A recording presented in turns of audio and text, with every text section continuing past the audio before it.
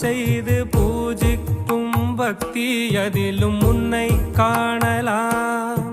பசி என்று தன் முன் வந்து கையேந்தி கேட்கும் போது தன் உணவை தந்தால் கூட உன்னை காணலாம். உன்னை காண பல கோடி இங்கு வாரி இறைக்கிறார்கள்.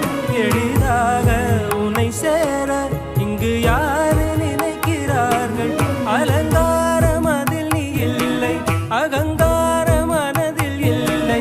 துளி கள்ளம் கபடம் கலந்திடாத அன்பில் இருக்கிறாய். உணர்ந்தேன் உனையே